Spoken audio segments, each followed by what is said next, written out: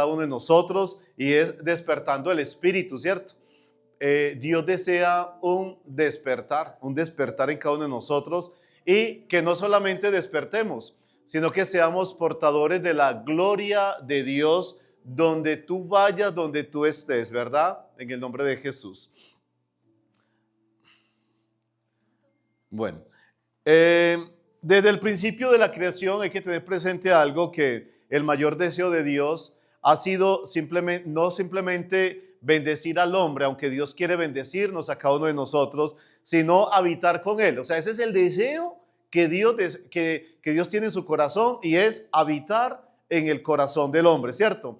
Si miramos toda la historia bíblica, siempre va a girar alrededor de un mismo propósito. ¿Cuál? De Dios tener un lugar donde Él poder depositar su gloria, donde Él poder habitar en todo momento. Si miramos en el antiguo pacto, vemos que se construía un templo donde Dios habitaba, digamos, en ese lugar a través de un objeto llamado el arca de Dios. Y allí era la presencia de Dios, o sea, tipificaba esa presencia de Dios en ese lugar. Sabemos que no todos podían entrar a ese lugar, solamente los sacerdotes, aquellos que estaban asignados para poder ofrecer sacrificios a Dios, ¿verdad? Y podían entrar a ese lugar. No era algo sencillo, no era algo fácil, pero esa era la manera como Dios trabajaba en ese entonces. Y hay algo, y es que Dios siempre, la intención del Señor o el deseo de Dios es que ese edificio o ese templo físico donde solamente los sacerdotes podían entrar sea cambiado de lugar y sea puesto en el corazón del hombre. Un edificio no hecho por manos de hombre, sino un edificio creado por Dios. Entonces yo quiero que entremos en el Salmo 27:4 y dice lo siguiente. Aquí David dice: una cosa he demandado a Jehová, esta buscaré, que esté yo en la casa de Jehová todos los días de mi vida. Mire, ese deseo de David tan tremendo, ¿verdad? El deseo de él, ¿cuál era? Estar en la casa de Jehová todos los días.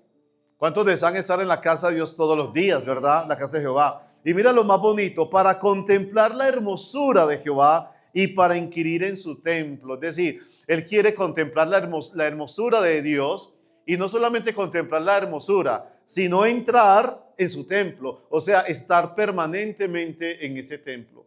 Ese deseo de David fue algo tan maravilloso que más adelante Dios cumplió esa promesa, ¿verdad? Porque ¿será que todos los días los sacerdotes o los que ministraban podían estar siempre en la presencia de Dios, en ese templo de Dios, en todo momento, a cada minuto, a cada segundo? ¿Cierto que no? Y había unas reglas para poder entrar allá, ¿cierto? Entonces ahora Dios, ese deseo de Dios también se le cumple, porque el deseo de Dios es habitar en el corazón del hombre para siempre, estar siempre con el hombre, y el hombre también desear siempre estar con su Dios, ¿cierto? Que es nuestro Dios. Entonces vamos a entrar en Primera de Crónicas, ya le digo cuál, 13, del 12 al 14, dice: ahora David tenía miedo de Dios y preguntó: ¿cómo podré regresar el arca de Dios para que esté bajo mi cuidado? Verso 13. Por lo tanto, David no trasladó el arca a la ciudad de David, sino que la llevó a la casa de Obed-Edom de Gad. El arca de Dios permaneció en la casa de Obed-Edom 3 meses. Diga conmigo, 3 meses. ¿Y sabes qué hizo esa presencia de Dios? Porque el arca de Dios es la presencia. En la casa de Obed-Edom, dice que el arca de Dios permaneció en la casa de Obed-Edom por 3 meses. Y el Señor bendijo a los de la casa. O sea, bendijo su familia de Obed-Edom y todo lo que él poseía. ¿Qué hace la presencia de Dios? Bendice tu vida. ¿Qué hace la presencia de Dios? Bendice tu casa. ¿Qué hace la presencia de Dios? Bendice todos tus bienes. Todo lo que tú posees lo bendice el Señor. ¿Por qué razón? Porque está la presencia de Dios. David, mira lo que dice: David tenía miedo de Dios y preguntó: ¿cómo podré regresar el arca de Dios para que esté bajo mi cuidado.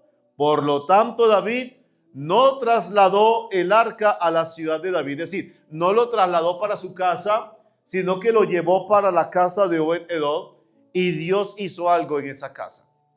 Entonces, ¿dónde se encontraba el arca de Dios? Normalmente el arca de Dios siempre estaba puesto en el templo de Dios, siempre estaba puesto en un lugar llamado el tabernáculo, donde los sacerdotes eran los únicos que podían entrar donde estaba el arca. Recuerden que había una cortina que dividía el lugar santísimo, donde estaba el arca de Dios, la presencia, y lo dividía del lugar santo. Los sumos sacerdotes eran los que podían entrar detrás de esa cortina.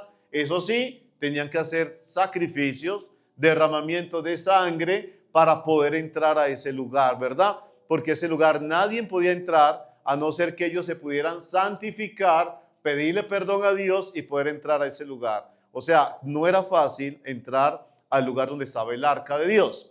Entonces, por eso David decía, ¿dónde llevo yo el arca? Tengo que cuidar esa arca. Y la mandó a ese lugar.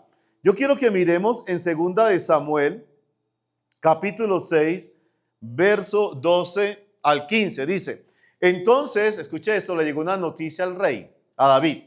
Entonces le dijeron al rey, el Señor ha bendecido a los de la casa de Obed-Edom y a todo lo que él tiene a causa del arca de Dios. Es decir, David no sabía, aunque él sabía que ahí estaba la presencia, él no sabía que había algo más que transmitía la presencia de Dios, y era bendición, no solamente para la vida del que obtenía el arca, sino también bendición para toda su casa, para toda su familia y para todos los bienes que él tenía, ¿verdad? Entonces el rey David le llegó la noticia, mira, David, el arca que tú enviaste a la casa de Obed-Edom trajo algo muy especial.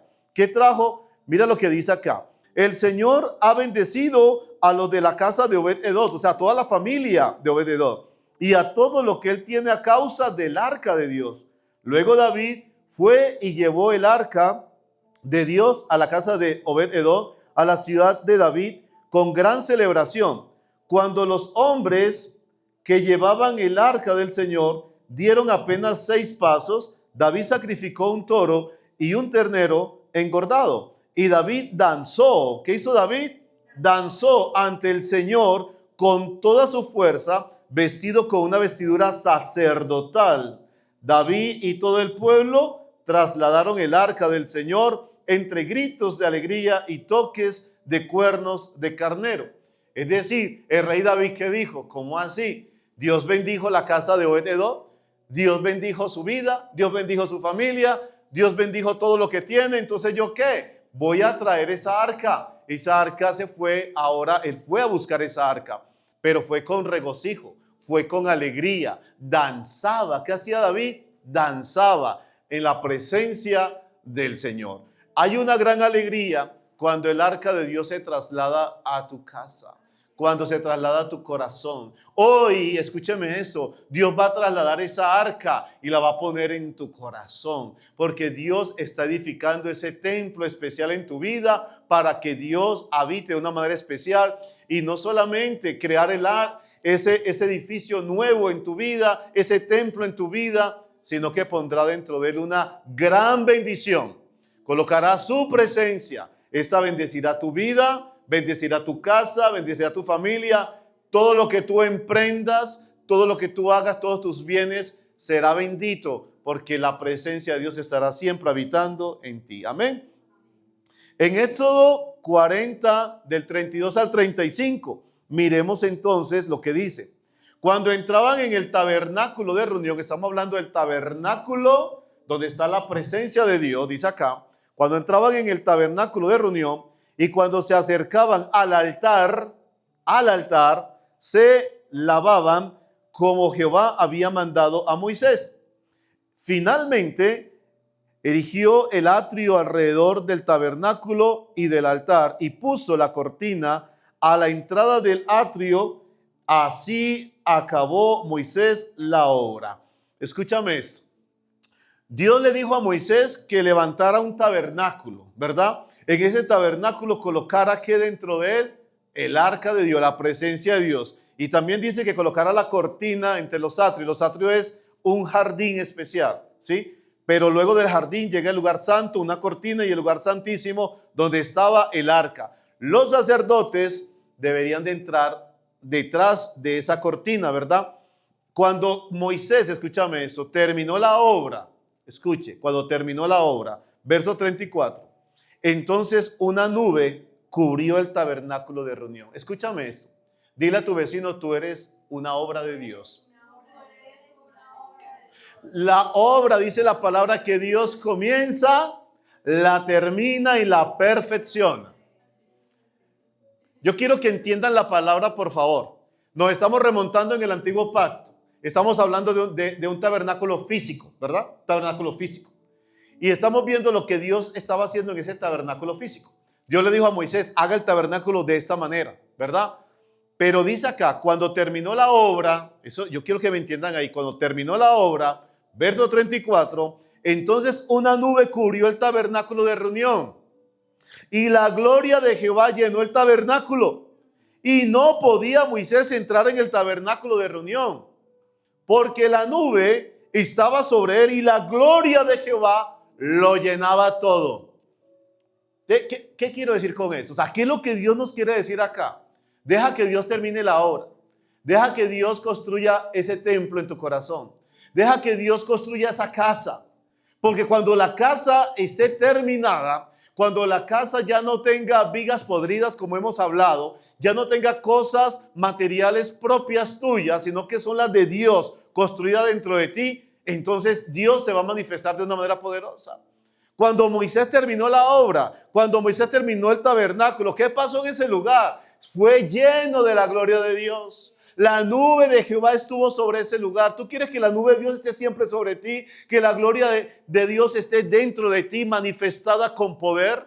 Mira esto, ni siquiera Moisés podía ya ministrar, ni siquiera Moisés podía trabajar ya. Cuando la nube llegó a ese lugar, él ya no podía hacer nada. ¿Sabes por qué? Porque ya no se va a obrar tu voluntad, ya se va a obrar la voluntad de Dios en tu vida. Cuando la gloria de Dios se manifiesta, cuando tu casa se llena de esa nube de la gloria de Dios, entonces ya tú no vas a hacer más espectáculo, ya tú no vas a hacer nada propio, ya es Dios el que va a manifestar su obra. Por eso Moisés ya no podía hacer nada. Por eso aquí dice dice acá, y no podía Moisés entrar en el tabernáculo de reunión porque la nube estaba sobre él y la gloria de Jehová lo llenaba.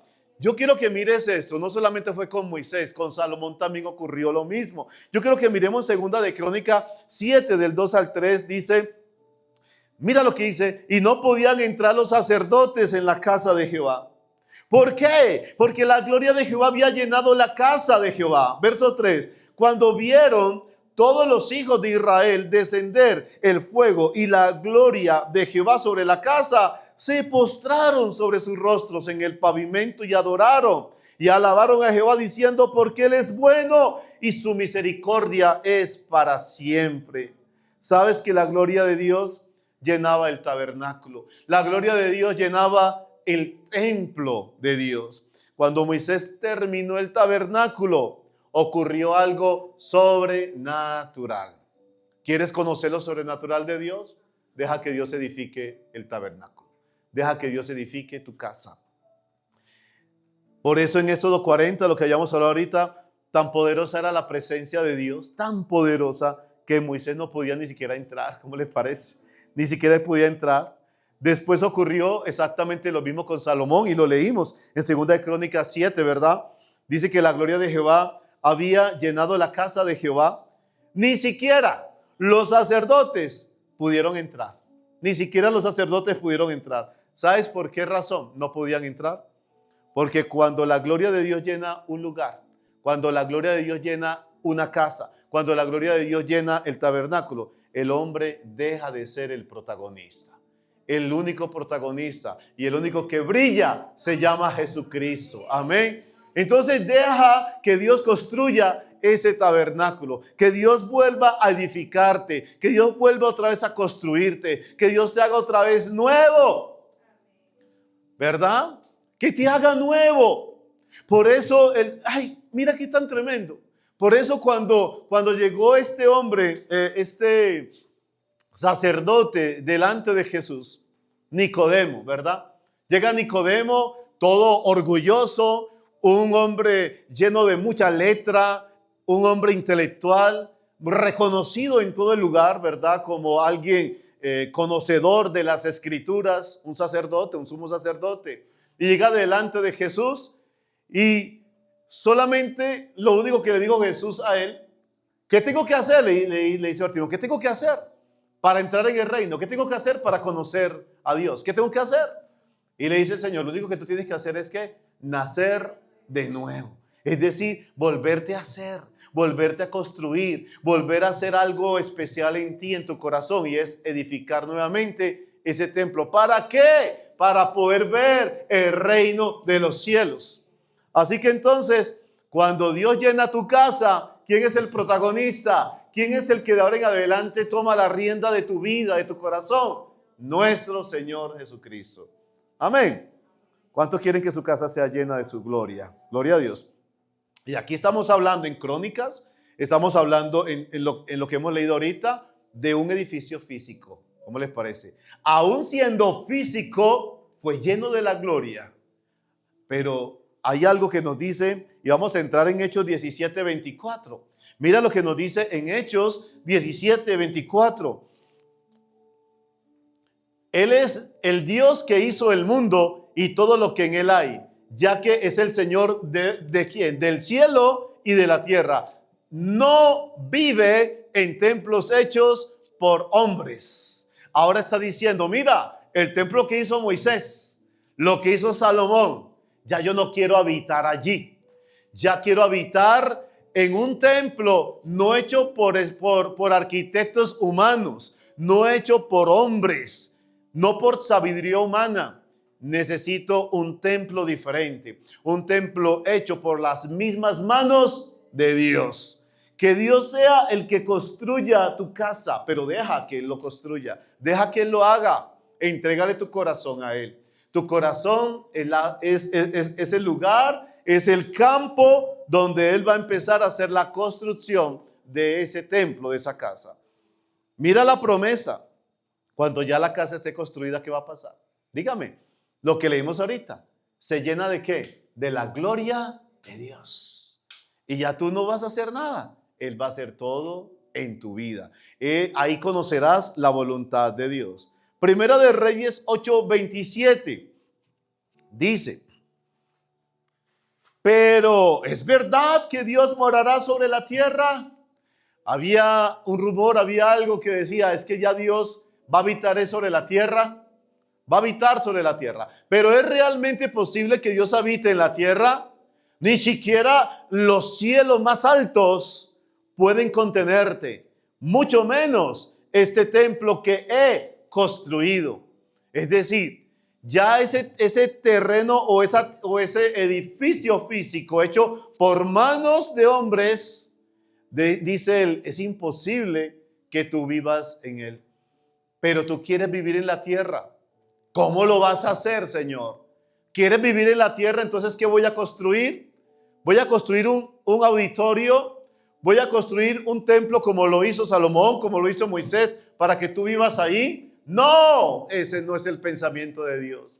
Ya Él no quiere habitar. Es más, no desea habitar en ningún templo físico. No.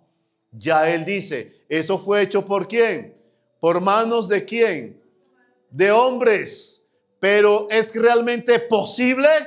¿Es realmente posible? Sí, es posible que Dios habite ahora, pero no en edificios creados por hombres. Eclesiastés, que ya lo hemos visto y lo tomo de referencia, 3:11 dice lo siguiente: todo lo hizo hermoso en su tiempo y ha puesto eternidad en el corazón del hombre, sin que alcance el hombre a entender la obra, diga conmigo, la obra que ha hecho desde el principio hasta el fin. Vamos a volver a repetir, por favor, los que están en casa, los que estamos acá, di conmigo, yo soy una obra de Dios. Y lo más bonito es que tú eres una obra de Dios y Dios dice, he puesto en tu corazón he puesto en tu espíritu algo muy especial y se llama la eternidad. Dios ha puesto en tu corazón la eternidad, porque ahora Dios quiere hacer una construcción nueva y no por manos de hombres, sino por la mano de Dios. Y la única forma de Dios construir algo de Él, donde Él pueda habitar, tiene que ser en el lugar donde Él habita, en el lugar eterno. ¿En el lugar qué? Entonces dile a tu vecino, tú tienes eternidad en tu corazón. Amén. Tenemos eternidad en el corazón. ¿Y sabes que esa eternidad es algo físico para Él en el lugar eterno? Para nosotros, lo físico es lo que tocamos aquí, ¿verdad? Pero la realidad es lo que no vemos.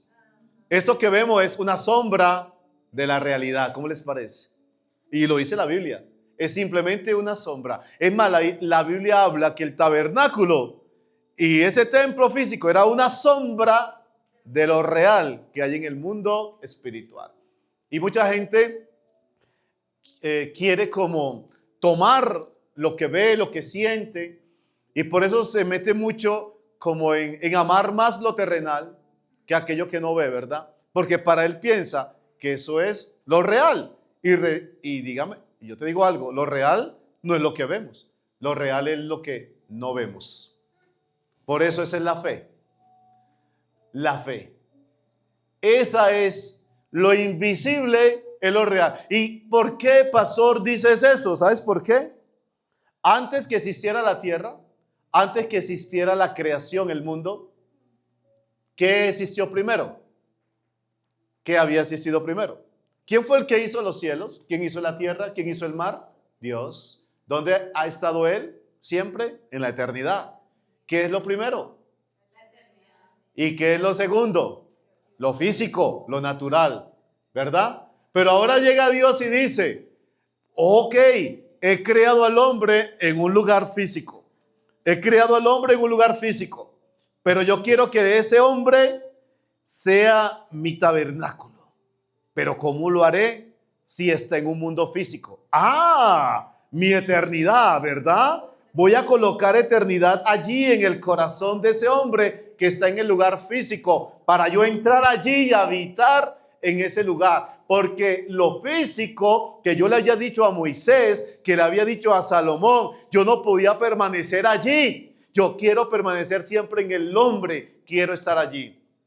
Y entonces, ¿qué voy a hacer? Construir un templo. Que el hombre ya sea ese templo.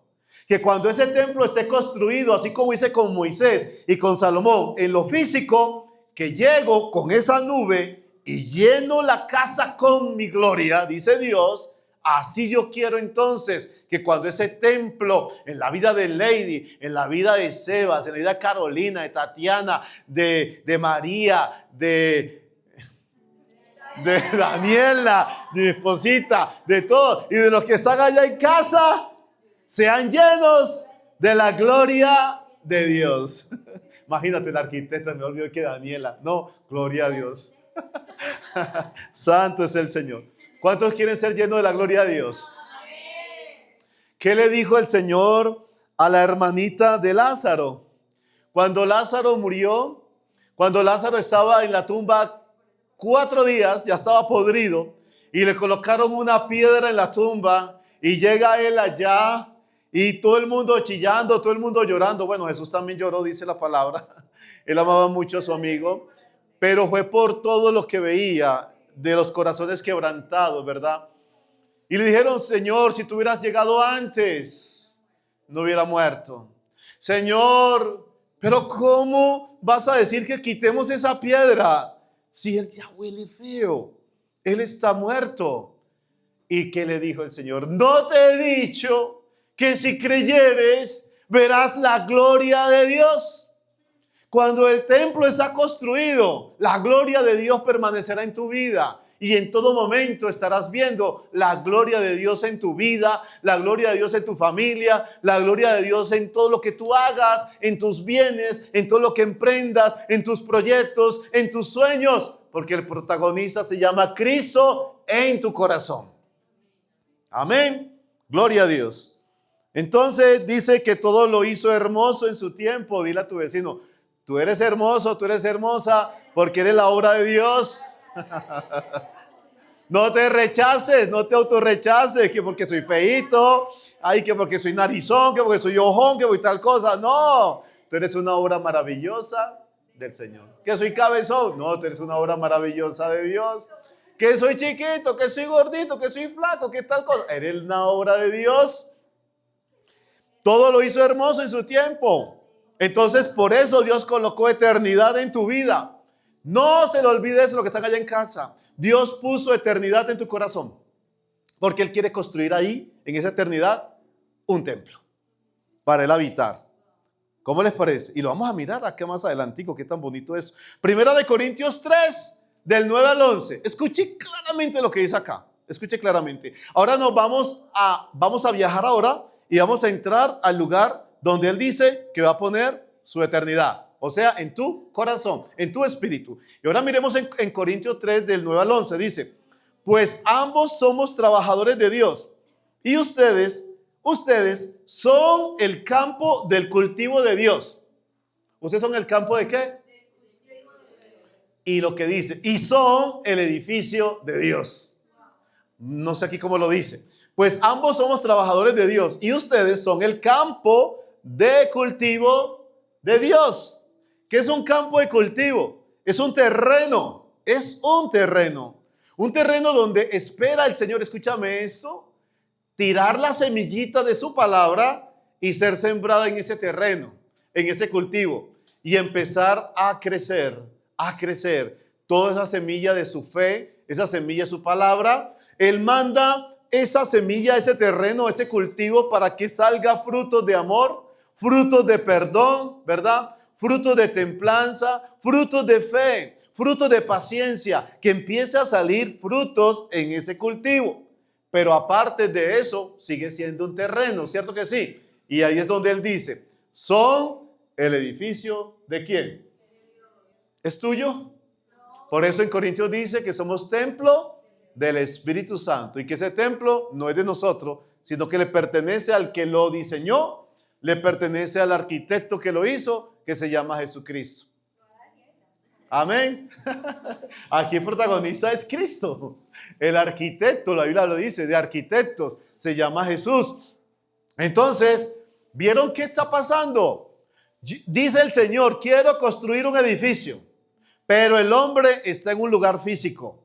Quiero ahora sembrar algo especial en su corazón y ese algo es mi terreno, mi lugar eterno, un cultivo especial y allí voy a construir ese edificio.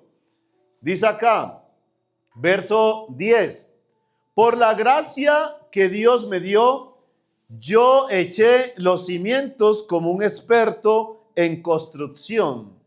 Ahora otros edifican encima, pero cualquiera que edifique sobre este fundamento tiene que tener mucho cuidado. ¿Tiene que tener qué? Mucho cuidado. Pues nadie puede poner un fundamento distinto del que ya tenemos, que es ¿quién? Jesucristo. Así que ese edificio, ¿cómo va a ser construido? Va a tener un fundamento, va a tener unas bases. ¿Cuáles son las bases? Jesucristo. Las bases no es la religión, las bases no es la tradición, las bases no es la cultura, las bases no son tus propios preceptos, las bases no son tus propias creencias. La base se llama Jesucristo. Entonces, a través de la palabra es que se ponen los cimientos, ¿cierto, Daniela? Los cimientos es la palabra de Dios, es Jesucristo. Se colocan cimientos, y ese se llama Jesús. Y luego sobre ese cimiento empezamos a construir. Por eso dice, ahora otros edifican encima ¿de quién? De ese fundamento. Pero cualquiera que edifique sobre ese fundamento tiene que tener mucho cuidado para no dañar el fundamento. Ah, no, es que me enseñaron esto, es que me enseñaron aquello, es que Julano dijo, es que Perano dijo. No, no es lo que diga Perano, ni Sutano, ni lo que te enseñaron. Es el fundamento que es la palabra de Dios. y esa es la que tiene que permanecer. Por eso dice muy claro, tengan que cuidado, tengan cuidado, dice la palabra. ¿Dónde nos dice tengan cuidado? Nos lo dice aquí en el verso 10, pero cualquiera que edifique sobre ese fundamento tiene que tener mucho cuidado. Diga conmigo, hay que tener mucho cuidado. Mucho cuidado. Entonces vamos bien hasta ahí. Ya sabemos que hay un terreno, hay un lugar donde Dios va a edificar su casa, porque Él quiere habitar allí, ¿verdad? ¿Y dónde lo coloca? En el corazón del hombre. Primera de Pedro 2, del 4 al 5. A ver, los que están en casa. ¿Quién es el fundamento? Cristo. ¿Quiénes son las bases de tu edificio? Cristo. Ahora miremos en Primera de Pedro 2, del 4 al 5. Dice, ahora ustedes se acercan a Cristo. Dile a tu vecino, tú te acercas a Cristo.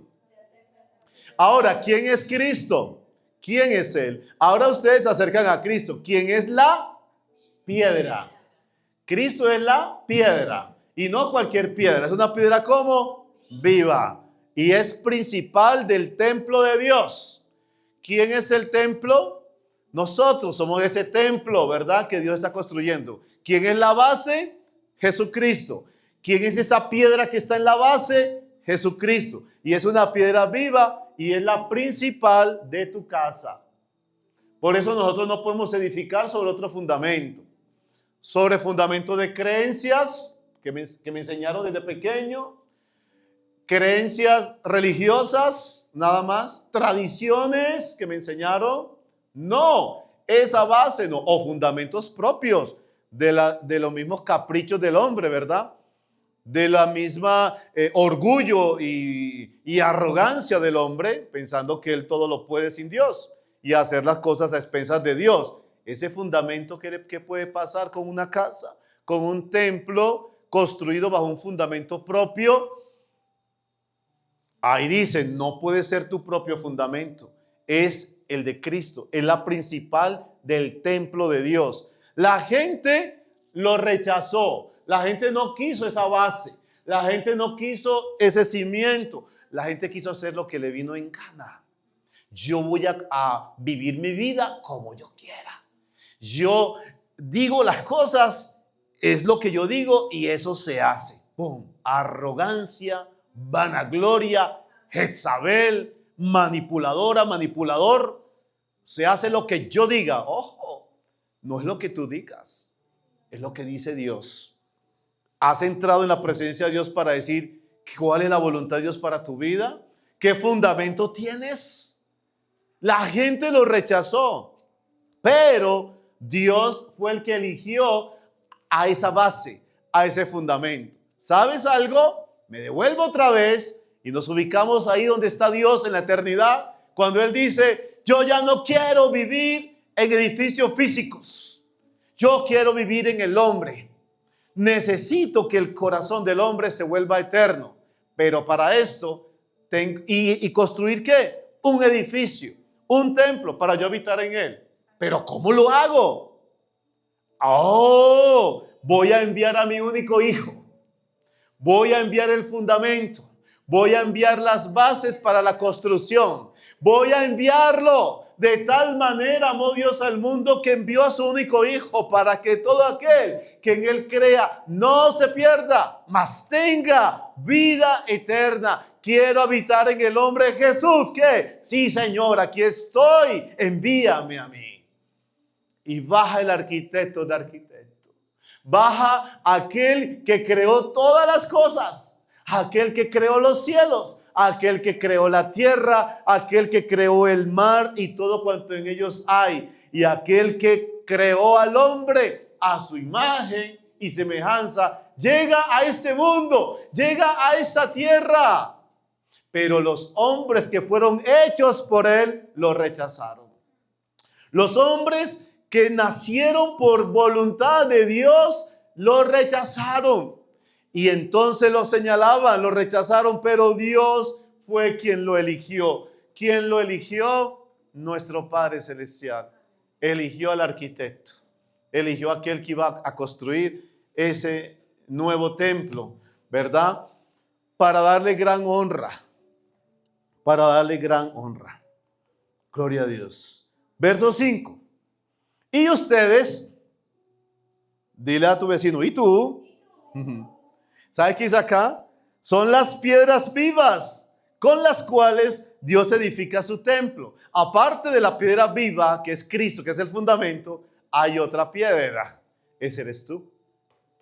Ahí dice, y ustedes son las piedras vivas con las cuales Dios edifica su templo espiritual. Míralo. ¿Dónde está? ¿Su templo qué? Espiritual. Ya no es un templo físico. Ya es un templo espiritual. Además, ¿qué somos? ¿Quién era el que entraba en el templo? Los sacerdotes. Ahora te dice, tú eres el templo, pero tú también eres el sacerdote. Ya tú puedes entrar allí, en todo momento vas a vivir allí. Se cumplió lo que dijo David. Yo quiero vivir todos los días, Señor, en tu templo. Quiero vivir allí contemplando tu hermosura, contemplando tu gloria, Señor. ¿Te puedes imaginar? Tú eres portador de esa gloria de Dios. Tú eres portador de la presencia de Dios. Tú eres ese sacerdote, gloria a Dios, donde tú ofreces sacrificios a Dios. Los sacrificios que hacían estos hombres cuando entraban al templo, cuando entraban detrás de la cortina, con sacrificio, con derramamiento de sangre. Ahora el sacerdote de sacerdote, que es Cristo, por medio de su propia sangre, ¿verdad? La que ahora cubre nuestras vidas, la que ahora está en nuestro corazón, la que ahora está en el templo. Ya no hay más sacrificio. El único sacrificio fue el Cordero de Dios que quita el pecado del mundo. Ya fue sacrificado. Ahora tú, como casa, como templo de Dios y como sacerdote, no con tu sangre, no con la sangre de machos cabríos, no, sino con la sangre del Cordero Santo de Dios. Por la mediación de Jesucristo, ustedes ofrecen sacrificios espirituales, y esos sacrificios sí van a agradar a Dios. Sí lo van a agradar, porque tu casa no fue construida por manos de hombres. Tu casa fue construida por la mano de Dios, por el arquitecto de arquitectos que se llama Jesús, ese sumo sacerdote, ese Cordero de Dios que derramó su sangre, y que ahora esa sangre fue rociada en tu casa, fue rociada en tu templo, para que la presencia de Dios viva, permanezca siempre en ti. Ya esa arca que tenían que llevar con mucho cuidado, esa arca le tenían miedo. Cualquiera que cogía esa arca equivocadamente, la manera como no la tenía que tocar, moría al instante. Aquel joven que llevaban en la carreta, dice la palabra, el arca. La llevaban allí en esa carreta, no era la manera de llevarla, decía que los hombres tenían que llevarla, los sacerdotes tenían que llevarla, pero la llevaban en esa carreta, y cuando se estaba cayendo, un jovencito llegó, no, venga, tengo que cuidar esa arca, y murió al instante. O sea, ¿qué poder salió de esa arca? Por eso la gente tenía miedo de acercarse a Dios. Por eso cuando en la antigüedad muestran que Dios llega y le aparece a alguien, decía, no, soy hombre muerto, Señor, porque tú estás allí. No, ya ahora no tenemos ese miedo, ya tenemos la confianza. Por eso que dice la palabra, que ahora tenemos la confianza por la sangre que Él derramó, entrar confiadamente al lugar santísimo, al lugar de ese templo de la presencia de Dios, porque ya no tenemos miedo de morir, sino que antes nos da vida, y vida en abundancia. Yo no sé si tú alcanzas a entender lo que el Espíritu de Dios habla a su iglesia, lo que el Espíritu de Dios habla a tu corazón. Lo único que yo te estoy diciendo es que Dios está construyendo un templo, Dios está construyendo una casa. Deja que Dios la construya, deja que Dios la haga, deja que Dios quite todas esas herramientas o esos materiales tuyos propios para edificar tu casa. Deja que Dios construya la casa conforme a sus herramientas, conforme a su material que Dios quiere hacer en ti, ¿verdad? Pero lo más importante es que la base sea Jesucristo. ¿Quién es la base? Jesucristo. Mateo 27:50. Mas Jesús, habiendo otra vez clamado a gran voz, entregó el Espíritu. Y aquí el velo del templo se rasgó en dos, de arriba abajo. La manera para que el arquitecto pudiera llegar a tu corazón era muriendo, era derramando su sangre. La sangre tocó la tierra tembló y el templo físico, la cortina que dividía el lugar santo, el lugar santísimo, se rasgó y te dice, ten confianza, entra ahora, porque ahora esa construcción ya no es, ahora esa construcción eres tú. Amén. Jesucristo es la manifestación de la gloria de Dios. Diga conmigo, Jesucristo es la manifestación de la gloria de Dios. Cuando Moisés construye el templo y dice que ya terminó la obra, una nube se posa sobre ese lugar y la gloria de Dios llena la casa. ¿Qué llena la casa? La gloria de Dios. Pero ahora, ¿quién es la gloria de Dios? La gloria de Dios se llama Jesucristo. La gloria de Dios es Jesús es la manifestación de la gloria de Dios para tu vida, para tu casa. Segunda de Corintios 6:16 dice, ¿y qué acuerdo hay entre el templo de Dios y los ídolos? Porque vosotros sois el templo del Dios viviente, como Dios dijo. ¿Somos el templo de qué? Del Dios viviente. Y mira, habitaré. ¿Dónde estamos? Mira aquí dice, habitaré y andaré entre ellos y seré su Dios y ellos serán mi pueblo. Voy a leerlo. ¿Y qué clase de unión puede haber entre el templo de Dios y los ídolos? Pues nosotros somos el templo del Dios ¿qué? Viviente. Como dijo Dios, ¿qué dijo Dios? Viviré en ellos y no solamente viviré, y caminaré, es decir, me van a llevar a donde, por todos lados. ¿Te puedes imaginar llevando la presencia? Tú cargando la presencia, ¿qué puede pasar? Se rompen yugos, se rompen cadenas, se rompen maldiciones, se quebranta toda hueste de maldad, se destruye operaciones demoníacas. No hay hechicero que pueda hacer sus conjuros y sus sortilegios que pueda prevalecer, ¿verdad? No hay satanista que pueda hacer sus fechorías en lo oculto y en la magia negra o blanca, lo que sea, que pueda prevalecer porque Cristo, su gloria, habita en ti. ¿Dónde habita la gloria de Dios? En mi vida, ¿verdad? En cada uno. Como dijo Dios, viviré en ellos y caminaré entre ellos. Yo seré su Dios y ellos serán mi pueblo.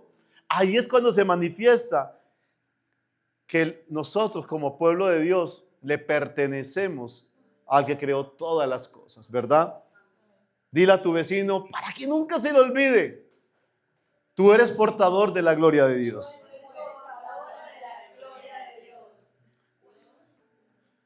Es que mi familia, es que mi hermano, que es que ellos no te conocen, Señor. ¿Cómo hago para que ellos puedan ver tu gloria? Dígame cómo. ¿Dónde está esa gloria de Dios?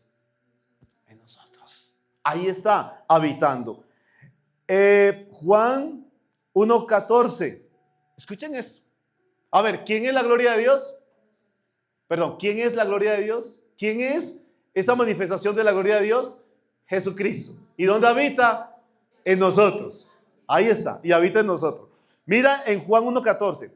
Y aquel verbo fue hecho carne y habitó entre nosotros. Y vimos su gloria, gloria como el del unigénito del Padre, lleno de gracia y de verdad. Aquí nos está afirmando que Jesucristo es la gloria de Dios y es lo que se vio o lo que vemos cuando Cristo vino acá a la tierra. Y ya culminando, Hebreos 1:3 dice, Hebreos 1:3, el cual, escúcheme esto, siendo Él, está hablando de Jesús, el resplandor de su gloria.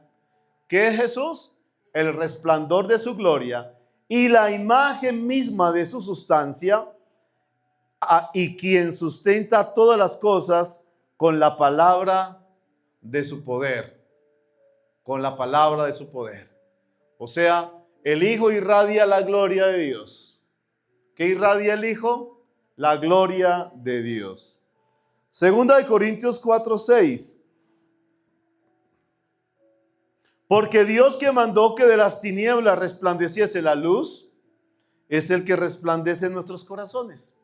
¿Quién es esa luz? Diga conmigo, Jesucristo. Y es el que resplandece en nuestros corazones. ¿Para qué? Para iluminación del conocimiento. ¿Sabes de qué? De la gloria de Dios en la faz de Jesucristo. O sea, que aquello que se derramó la otra vez en Moisés, en ese tabernáculo, cuando llegó la nube, cuando todo se llenó de la gloria de Dios, que los mismos sacerdotes no podían ya ministrar porque estaba la gloria de Dios. Ahora está diciendo que esa gloria de Dios se llama Jesucristo. La gloria de Dios en la faz de Jesucristo. Dios comparte su gloria. En la palabra de Dios dice, Dios no comparte su gloria con nadie, ¿verdad? Dice así, pero ¿sabes que con sus hijos sí? Por eso dice acá en Isaías 61:2, mira lo que dice. Levántate, resplandece, porque ha venido tu luz, y la gloria de Jehová ha nacido sobre ti. ¿Dónde nace la gloria? Ahí está. O sea, en ese templo es donde va a nacer la gloria de Dios, ¿verdad? Y en el verso 2, porque aquí que tinieblas cubrirán la tierra y oscuridad las naciones, mas sobre ti amanecerá Jehová y sobre ti será vista su gloria. ¿Sobre quién será vista la gloria de Dios? O sea, que donde tú vayas, que van a ver, la gloria de Dios será vista por las naciones, será vista por todos. Los que están en oscuridad van a ver la gloria de Dios en tu vida. Por eso ese familiar, por eso esa casa, por eso esa familia recibirán la bendición, porque van a recibir ellos la gloria de Dios. Por eso, cuando el arca fue llevada donde Obed-Edom, toda su casa, él y toda su casa y sus bienes fueron irradiados de la gloria de Dios, y por eso fue bendecido en todas sus áreas. ¿Cuántos quieren ser bendecidos? En todas sus áreas, en tu área espiritual, física y material, en todo lo que tú hagas, en todo lo que tú emprendas. Permite que Dios reconstruya nuevamente esa casa para Él colocar en medio de ella su gloria y que esa luz irradie siempre tu corazón. Juan 17:22 dice, la gloria que me diste, mira lo que dice Jesús, es una oración de Él. La gloria que me diste, yo les he dado. ¿Sí vio? Yo les he dado para que sean uno, así como nosotros somos uno. Cuando la gloria de Dios la recibimos, somos uno con Dios. Y Dios es uno con nosotros. Dice que hay mucha información, pero yo sé en el nombre de Jesús que el entendimiento es abierto para que esa palabra pueda hallar cabida en cada corazón. Y en Apocalipsis 21:23 dice, la ciudad no tiene necesidad de sol ni de luna que brillen en ella, porque la gloria de Dios la ilumina y el Cordero es su lumbrera. ¿Quién es el Cordero? El Cordero de Dios se llama Jesucristo. Ya la luz, la que tenemos nosotros, irradia aún más fuerte que la luz física que vemos. Es la luz que Dios inunda nuestro corazón, ¿verdad? ¿Cuántos quieren que la casa sea llena de la gloria de Dios? ¿Me ayudan, por favor, adoradoras de Dios?